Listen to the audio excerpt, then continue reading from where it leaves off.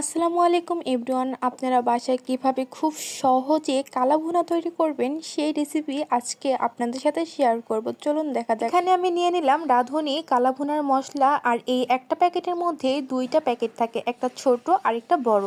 আর একটি রাঁধুনি কালা ভুনার মশলার প্যাকেট দিয়ে আপনি 2 কেজি গরুর গোশত খুব সহজে রান্না করতে পারবেন। প্রথমে আমি বড় যে প্যাকেটটা সেই প্যাকেটটা ছিঁড়ে পুরোটা দিয়ে দিলাম, তারপর দিয়ে দিলাম আদা চাইলে আপনি স্কিপ করতে পারেন, সমস্যা নাই। এরপর দিয়ে দিলাম টমেটো সস, এরপর দিয়ে দিব বেশ খানিক কুচি করা পেঁয়াজ, স্বাদ মতো লবণ দিয়ে দিব।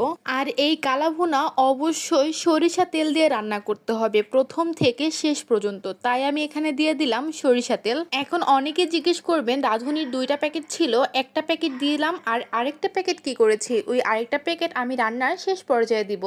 আর এখন আমি এগুলোকে সুন্দর করে হাত দিয়ে মিক্সড করে নিয়ে হালকা কুসুম গরম পানি দিয়ে হাত ধুয়ে এর মধ্যে একটু পানি দিয়ে দিব। আর এই কালা ভুনা যে কেউ রান্না করে খেতে পারবেন খুব সহজেই। যারা ব্যাচেলর আছেন, কাজের থেকে এসে অনেকে দেখা যায় যে রান্না করে খেতে ইচ্ছা করে না, তারা চাইলে খুব সহজে অল্প সময়ে বাসায় রান্না করতে পারবেন। এখন আমি এটাকে চুলায় বসায় দিব। প্রথমে আমি হাই পাওয়ারে কিছুক্ষণ জাল করে নিব, আর যখন দেখব পানি ছেড়ে দিয়েছে তখন আমি লো পাওয়ারে ঢেকে রাখবো আর কিছুক্ষণ পর পর নাড়া দিব। আর খেয়াল রাখতে হবে নিচে যেন লেগে না যায়, লেগে গেলে কিন্তু খাবারটা খেতেও বেশি ভালো লাগবে না, তাই খুব সতর্কতার সাথে রান্না করতে হবে। আর আমিও কিন্তু খুব সতর্কতার সাথে রান্না করতেছিলাম, যদিও লো আঁচে ছিল, তাই বেশি একটা প্যারা নিতে হয়নি। আপনারা আবার কেউ রান্না বসিয়ে ঘুমায়া যান না। আর অবশ্যই কিন্তু এটা রান্না করার জন্য গরম পানির প্রয়োজন হবে, কারণ যখন দেখবেন গ্রেভিটা শুকিয়ে আসছে বা লেগে লেগে যাইতেছে তখন অবশ্যই একটু করে গরম পানি দিয়ে দিতে হবে। এই তো দেখেন আমার এখানে গ্রেভিটা একদম শুকিয়ে যাচ্ছে, তাই আমি এখানে আবার কিছু গরম পানি দিয়ে দিলাম। গরম পানি দিয়ে আবারও ঢেকে দিয়ে আবার নাড়াচাড়া করতে হবে, যতক্ষণ না সিদ্ধ হয় ততক্ষণ পর্যন্ত এই কাজটা চালিয়ে যেতে হবে। এখন অনেকে এসে বলবে যে আপু আপনি কালা ভুনা রান্না করতেছেন কিন্তু এটার কালার লাল কেন? অবশ্যই কালো কালো হবে, একটু ওয়েট করতে হবে।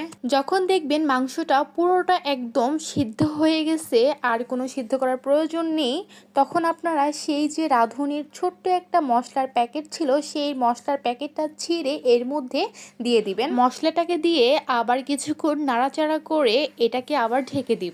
সিদ্ধ হয়ে গেলে আপনারা ভাইবেন না যে রান্না হয়ে গেছে, এখনো কিন্তু রান্না হয়নি, আরো কিছু বাকি আছে। এখানে আমি একটি কড়াইয়ের মধ্যে দিয়ে দিলাম সরিষা তেল, আর এই সরিষা তেলের মধ্যে দিয়ে দিব পেঁয়াজ আর আদা কুচি। এখন আপনারা চাইলে আদা কুচি স্কিপও করতে পারেন, যদিও আমার কাছে ভালো লাগে না তাই আমি স্কিপ করলাম। আর দিয়ে দিলাম 3টা শুকনা ঝালমরিচ, আর এগুলোকে এখন আমি ভালো করে ভেজে ব্রাউন কালার করে নিব। ব্রাউন কালার যখন হয়ে যাবে তখন আমি এর মধ্যে 1 চামচ কালো ভুনা দিয়ে দিব, আর দিয়ে সাথে সাথে ঢেকে রাখবো যাতে ঘ্রাণটা উড়ে না যায়। কিছুক্ষণ ঢাকার পরে এই তো আমি এখন পুরোটা দিয়ে দিব সেই কালো ভুনার কড়াইয়ের মধ্যে।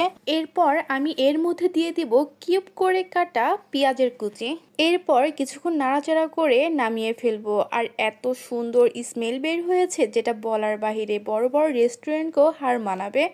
আপনারা চাইলে বাসায় এভাবে খুব সহজে রান্না করে খেতে পারেন। আমার এই কালো ভুনা রেসিপিটা ভালো লাগলে অবশ্যই লাইক, কমেন্ট, শেয়ার করতে ভুলবেন না কিন্তু, আর অবশ্যই সাবস্ক্রাইব করে যাবেন।